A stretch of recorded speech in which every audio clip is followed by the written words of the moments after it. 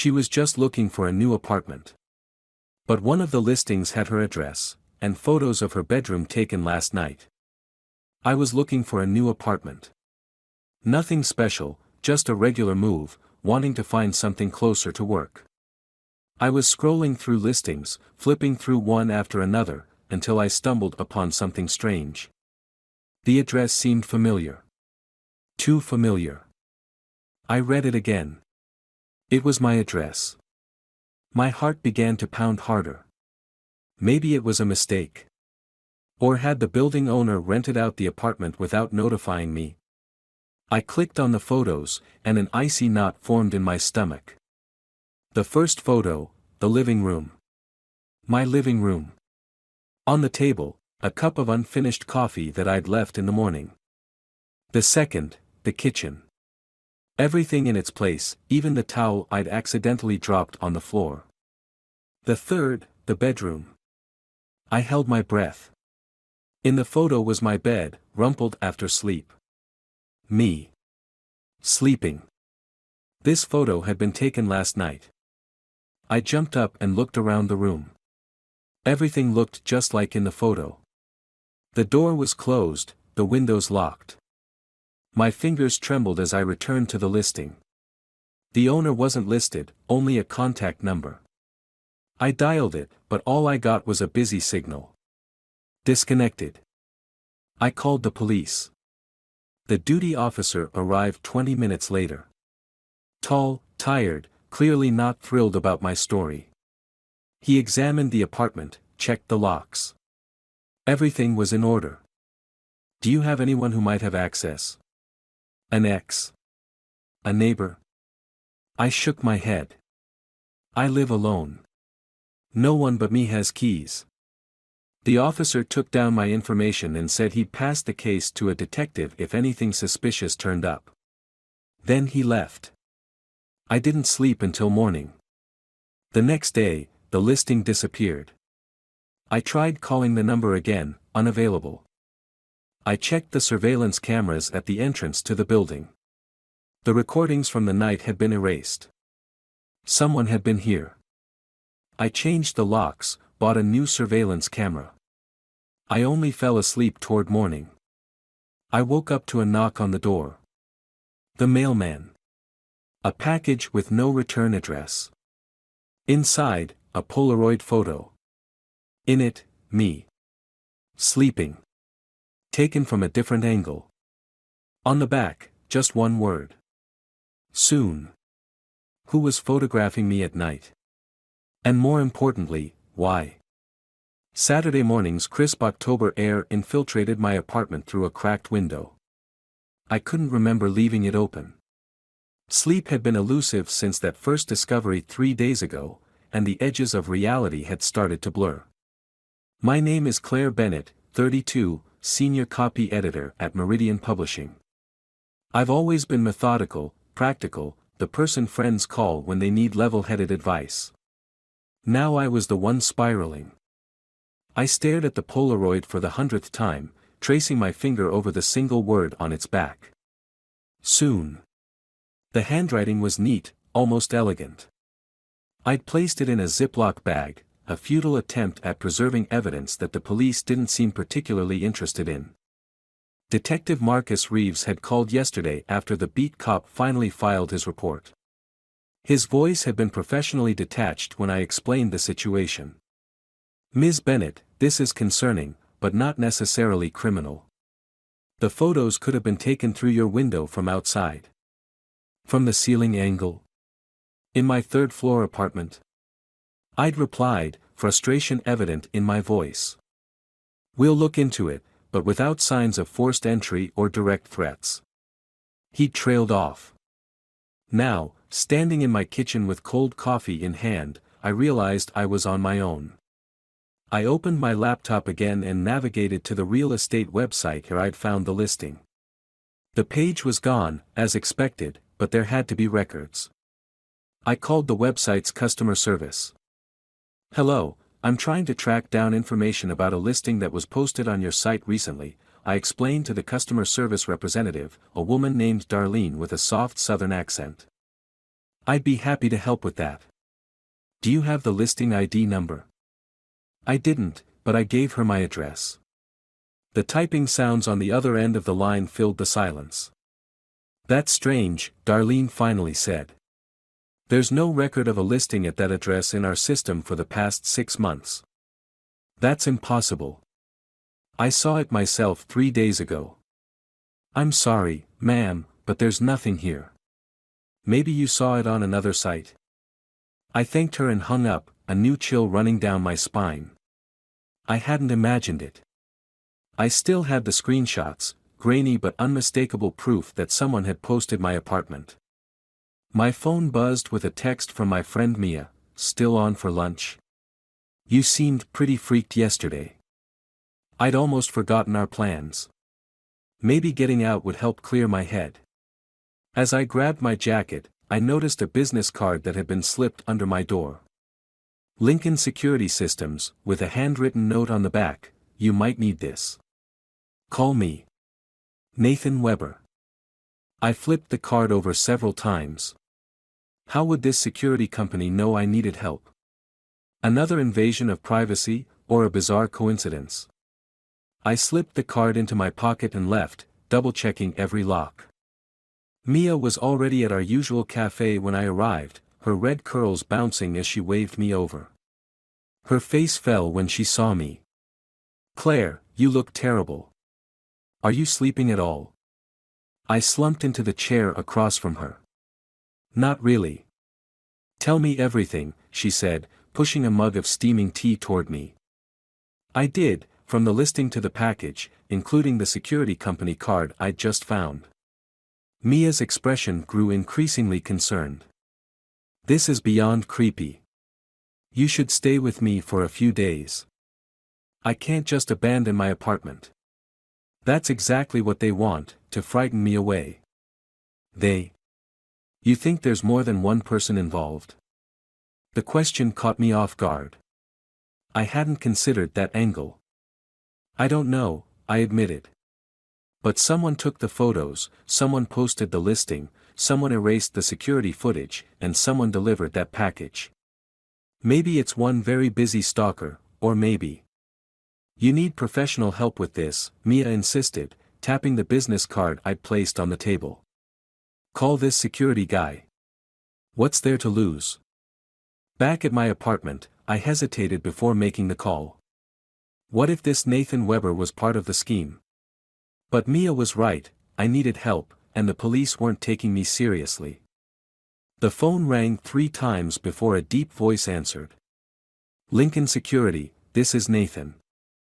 Hi, my name is Claire Bennett. You left your card under my door today. A pause. I didn't leave any card, Ms. Bennett. My blood ran cold. Someone from your company did. It has your name on it. What's your address? When I told him, he exhaled sharply. I'll be there in 20 minutes. Don't let anyone in until I arrive. I paced nervously until a knock came at exactly the 20-minute mark. Through the peephole, I saw a tall man with salt and pepper hair, wearing a plain navy suit. Mr. Weber. Call me Nathan. May I see the card? I opened the door but blocked the entrance, handing him the card through the gap. He examined it carefully, his expression darkening. This is one of my cards, but I didn't write this note, and I certainly didn't slide it under your door. He looked up, steel gray eyes meeting mine. Someone is using my business to get close to you. I explained the entire situation as we stood awkwardly in my doorway. With each detail, his frown deepened. I used to be a detective with Boston PD before starting my security firm, he finally said. This isn't random harassment, Ms. Bennett. This is methodical. May I come in? I'd like to check your apartment. I hesitated, then stepped aside. He moved through my rooms with the precision of someone used to looking for what doesn't belong. In the bedroom, he paused by the window. These locks are standard issue. Easy to pick if you know what you're doing. He examined the ceiling corners. No hidden cameras that I can see, but that doesn't mean they weren't here temporarily. Who would go to all this trouble? I asked, hugging myself against a chill that had nothing to do with the temperature. Someone who knows you well enough to predict your movements, he replied, kneeling to check under the bed. Or someone who's been watching you long enough to learn your patterns. The thought made my skin crawl. Like who? Could be anyone. Colleague, neighbor, delivery person who comes to your building regularly. Even someone you dated briefly. He stood, dusting off his hands. You said the listing and the photos disappeared without a trace. I nodded. That suggests someone with technical skills. They knew how to remove digital footprints. He glanced at his watch. I have another appointment, but I'm taking this case. No charge. Why would you do that? A shadow crossed his face. Because someone used my name and business to frighten you. That makes it personal. I'll be back tomorrow with proper equipment to secure your apartment. After he left, I felt marginally safer but also more confused. Why would someone drag a security expert into their sick game? That night, as I tried to sleep, I noticed a new text message from an unknown number. Did you like my gift? Security won't help. No one can keep me out. I'm already inside. Inside what? My apartment. My phone. My head. I turned the phone off and shoved it in a drawer, but sleep remained elusive. Every creak of the old building sounded like footsteps, every shadow a potential intruder. The next morning, after a fitful few hours of sleep, I began my own investigation. If the police wouldn't help and I had to wait for Nathan, I would at least try to narrow down suspects. I made a list of everyone who knew where I lived or had been to my apartment in the past year. The list was depressingly short. I'd moved to Boston just 18 months ago and worked remotely most days. My ex, David, had visited twice before our brief relationship ended amicably. The maintenance man, Mr. Grayson, had fixed my sink last month. A handful of food delivery people. Mia, of course. My sister Emily, who lived in Seattle and hadn't visited yet. My boss, Harriet, from the housewarming party I'd hosted. None seemed like viable suspects, but I couldn't discount anyone.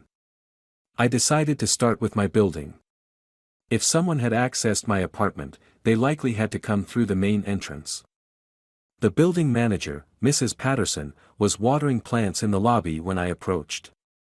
In her 70s with a perpetual scowl, she wasn't known for her friendliness.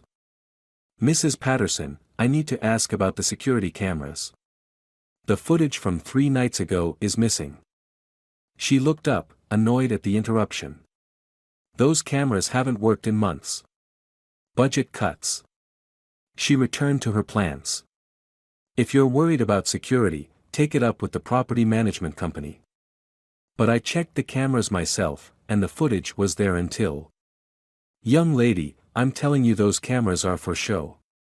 They haven't recorded anything since June. I returned to my apartment, more confused than ever. If the cameras weren't working, what had I seen? And who had deleted the non-existent footage?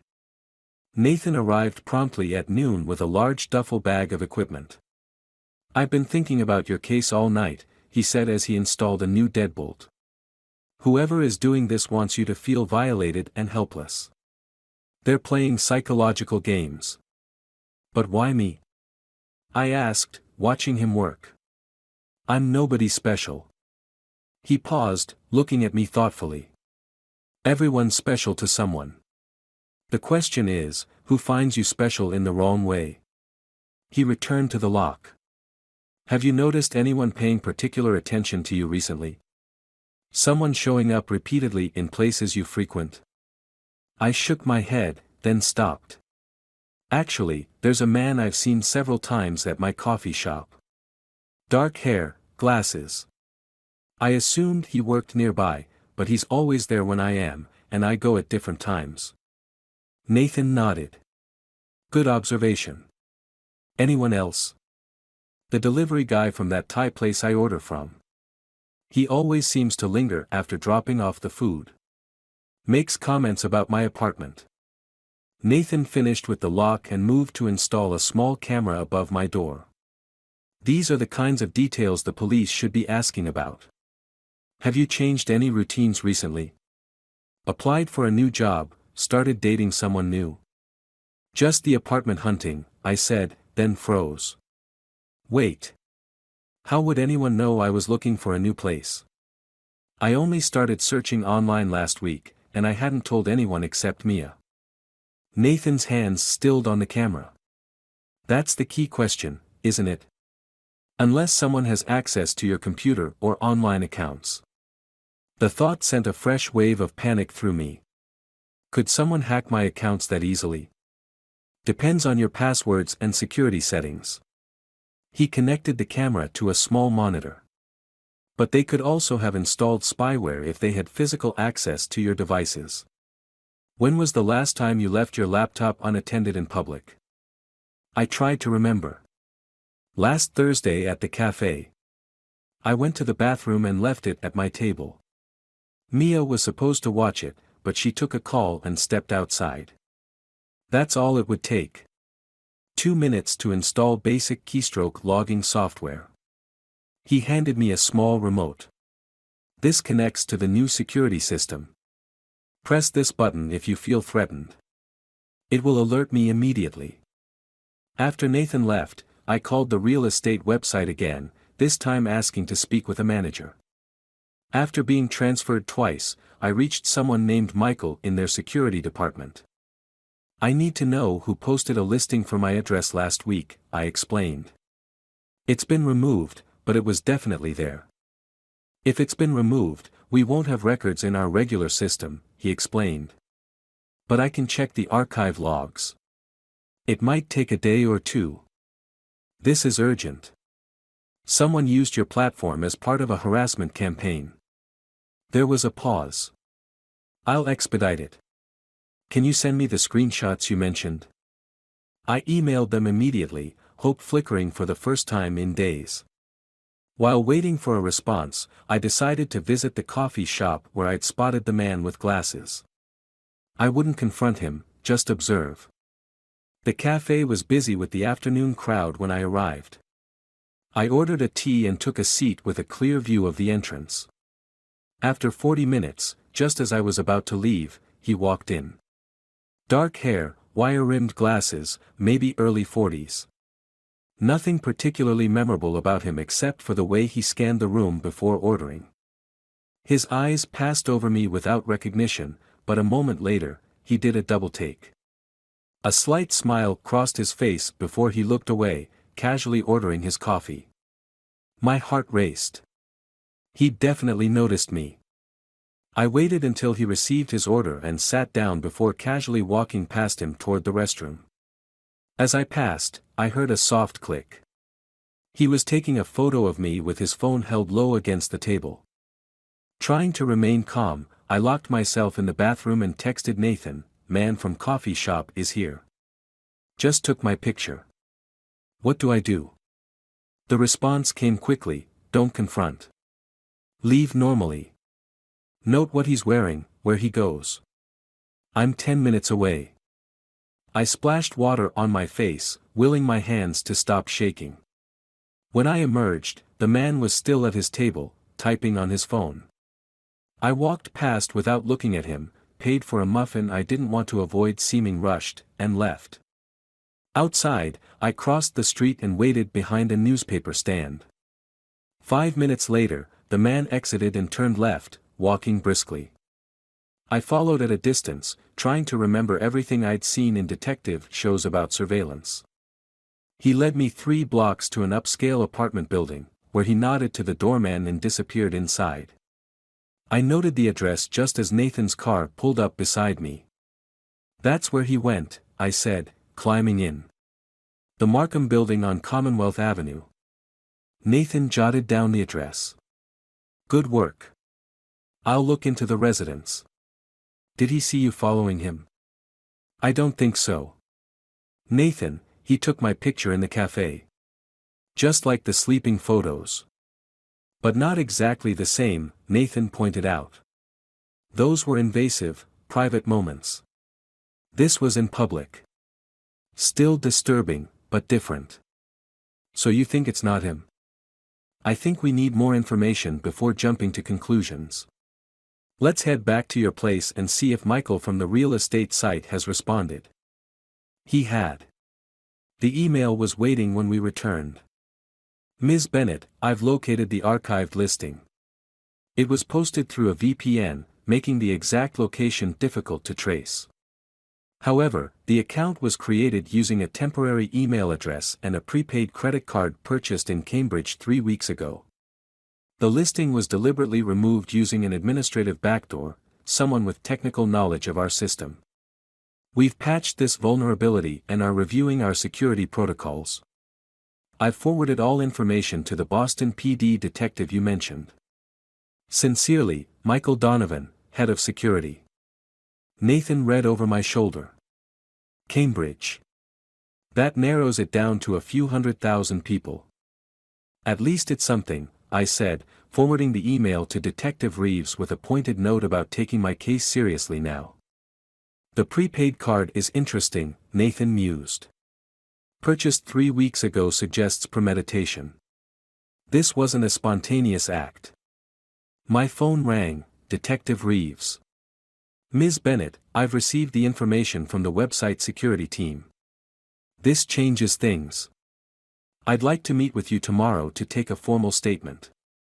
I've been trying to get you to take this seriously for days, I couldn't help saying. Evidence of cybercrime escalates the priority, he replied, unapologetic. I'll be at your apartment at 9 a.m. Please don't touch any additional evidence you might receive. After ending the call, I turned to Nathan. Suddenly I'm a priority.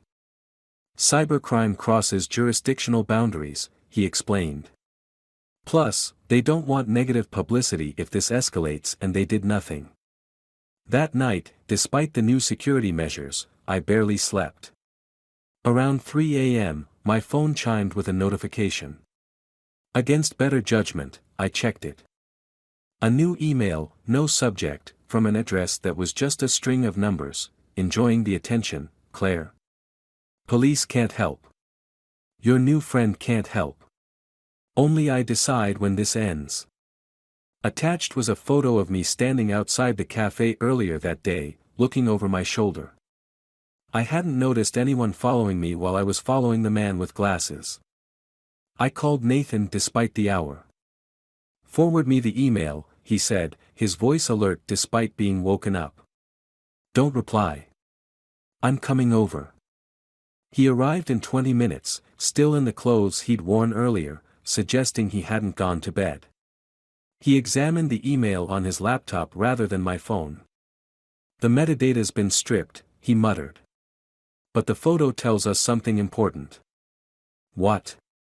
You were being watched while watching someone else. Either our coffee shop man has an accomplice, or he's not our photographer. So I'm being stalked by multiple people. The room seemed to tilt slightly. Not necessarily. But whoever is behind this wants you to feel surrounded. Paranoid. He closed the laptop. Get dressed. You're not staying here tonight. Where am I going? A safe house I maintain for clients in danger. No digital footprint, no connection to you or me on paper. We'll leave your phone here, make it look like you're still home. 30 minutes later, we were driving through deserted Boston streets. Nathan took a circular route, doubling back several times to ensure we weren't followed. The safe house turned out to be a modest apartment above a closed bookstore in a quiet residential neighborhood. No nameplate on the buzzer, heavy security on all entrances. It's not the Ritz, but it's secure, Nathan said, showing me around the sparsely furnished one-bedroom. There's food in the fridge. The landline only connects to my office. I'll bring you clean clothes in the morning before your meeting with Detective Reeves. Thank you, I said, suddenly overwhelmed by the bizarreness of the situation. Why are you helping me this much? This goes beyond someone using your business card. Nathan was quiet for a moment. My sister went through something similar 3 years ago. Stalker. Police didn't take it seriously until he trailed off. Let's just say I understand what you're going through. Get some rest. For the first time in days, in that anonymous apartment with its triple-locked door and absence of windows, I slept soundly. The meeting with Detective Reeves the next morning changed everything. He arrived at my apartment, where Nathan had brought me back to at 8 a.m., with a female officer in tow. Ms. Bennett, this is Officer Chen. She specializes in stalking cases. Officer Chen shook my hand firmly. I've reviewed your case. You've been dealing with this alone for too long. Their attitudes had shifted completely. Something had happened overnight. There was another incident, wasn't there? I asked. Something else that made my case a priority. Reeves and Chen exchanged glances. There was a break-in at another woman's apartment last night, Reeves admitted. Similar circumstances. She had also recently been apartment hunting. Is she okay? My throat tightened with dread. Shaken but unharmed. She wasn't home when it happened. But her bedroom was photographed, and the images were uploaded to the same real estate site. He paused. The listing included a reference to you. What kind of reference? Officer Chen's voice was gentle. The listing title was Claire Bennett's New Neighbor. We need to move quickly now. As they took my statement and cataloged evidence, including the Polaroid and screenshots, I felt a strange combination of validation and escalating fear. This wasn't just about frightening me anymore. It was expanding. Do you think I know this person? I asked as they prepared to leave. Is it personal? In these cases, it often starts with some connection, however minor, Officer Chen explained. A brief interaction the stalker imbued with significance that you might not even remember. Nathan arrived as the police were leaving. After I explained the developments, he paced the living room. This changes the profile. He's not just fixated on you, he wants you to know others are involved. It's about power and fear. But why connect me to this other woman? I don't even know her. You're the primary target, Nathan said. She's a prop in your story, not the other way around. My phone rang, an unknown number. Against Nathan's warning gesture, I answered and put it on speaker. Hello, Claire. The voice was distorted, clearly using some kind of modulator. Having fun with your little investigation? Who is this? What do you want from me? A mechanical laugh. You still don't recognize me? Look harder at the people around you. Someone isn't who they claim to be. The call ended. Nathan immediately took the phone, examining it. We need to have this traced. And those words, look harder at the people around you, that's meant to isolate you, make you suspicious of everyone. But the seed had been planted. I looked at Nathan, at his convenient appearance in my life right when I needed help. At how quickly he'd offered assistance, how prepared he'd been with a safe house. He caught my expression and sighed. You're wondering about me now. That's exactly what they want. He handed back the phone.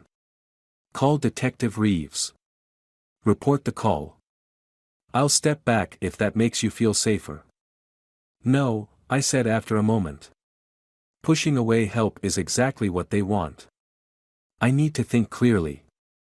Over the next 2 days, the police increased patrols near my building. Nathan installed additional security measures. The other woman, whose name was Rachel Winters, agreed to meet with me under police supervision.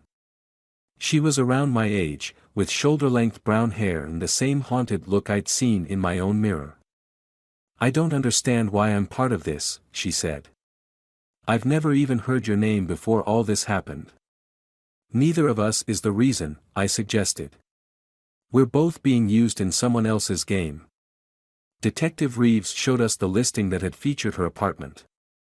The title was indeed, Claire Bennett's New Neighbor, and the description read, Perfect for those who want to be close to the action. Front row seats to the main event coming soon. Rachel shuddered. What does that mean? What main event? No one had an answer. Later that evening, as Nathan drove me home from the police station, he received a call. His expression darkened as he listened. We need to change course, he said after hanging up. That was my contact at the property management company that owns the Markham building. Our coffee shop man is named Thomas Lerner. He's not a resident, he's the building's IT specialist. And he just accessed their tenant database to look up your name. So he is involved. It appears so. But here's the concerning part, he has legitimate access to multiple residential buildings across Boston as part of his job. Including yours. Ice flooded my veins. He could have been in my building all along, and no one would question it. Exactly. We're going to the police with this now. Detective Reeves moved quickly on the information about Thomas Lerner. Within hours, they had a warrant to search his apartment and digital devices. What they found was more disturbing than anyone anticipated. Lerner's computer contained folders with names of dozens of women, including mine and Rachel's. Each folder held surveillance photos, personal information, copies of private emails, and in some cases, interior photos of apartments. But when police went to arrest him, Lerner was gone. His apartment cleared out, his job abandoned. He knew we were closing in, Reeves explained during our update meeting. But we found something else. Lerner wasn't working alone. There were communications with at least one other person, possibly more. They referred to everything as the project and discussed phases and deadlines. So I'm part of some kind of organized harassment campaign? I asked, trying to make sense of it. We're not sure yet. The communications were heavily encrypted. Our tech team is still working on it. That night, alone in my apartment despite everyone's objections, but with police stationed outside, I received one final message, another unmarked package delivered directly to my door despite the officer's presence. Inside was a USB drive and a typed note, final phase begins tomorrow. Nothing personal, Claire. You were selected randomly. Wrong place, wrong time. Some questions have no answers. I didn't plug in the drive. Instead, I called Reeves, who arrived with a cybersecurity team. They took the drive away for safe analysis in an isolated system. Hours later, Reeves called. The drive contained a single video file, he said, his voice tense. It shows Thomas Lerner being forced to read a script at gunpoint. He names his 3 accomplices and explains that they're part of something called the Watchers, a group that selects random individuals for elaborate psychological experiments. Experiments? I repeated, disbelieving. According to Lerner's statement, they choose ordinary people and subject them to escalating invasions of privacy while documenting their psychological responses. All for some twisted research project. And Lerner? A heavy pause. The video ends with what appears to be his execution. We're trying to verify if it's authentic or staged. 3 days later, police arrested 2 individuals connected to the Watchers based on Lerner's recorded testimony. The third remained at large. Their backgrounds were shockingly ordinary: a psychology researcher, a security systems expert, and a former data analyst. People with the skills and access to orchestrate elaborate psychological torture without raising suspicions. The investigation expanded, revealing over 30 victims across multiple cities in the past 5 years. Some had never even realized they'd been targeted. Others had moved, changed their identities, or in 2 cases, taken their own lives after prolonged campaigns. As for me, the direct harassment stopped with the arrests, but the sense of violation lingered. I couldn't stay in my apartment, couldn't shake the feeling of being watched even when I knew it was over. It will take time, Nathan told me when I decided to move to another city. The psychological impact of targeted surveillance doesn't disappear overnight. The worst part is the randomness, I said as I packed the last of my belongings. I wasn't chosen for any reason. Just bad luck. Random selection is part of what made their research so disturbing to them, he replied. They wanted to prove that anyone could be broken under the right conditions. I looked around the empty apartment one last time. They were wrong about me. But as I closed the door behind me, questions still hung in the air. Was it truly over? Was the third watcher still out there, selecting new targets? And how many other groups like them existed, turning ordinary lives into experimental data points, watching from the shadows as their subjects squirmed under invisible microscopes? Some questions have no answers. But I would no longer let the uncertainty control me. I was done being watched.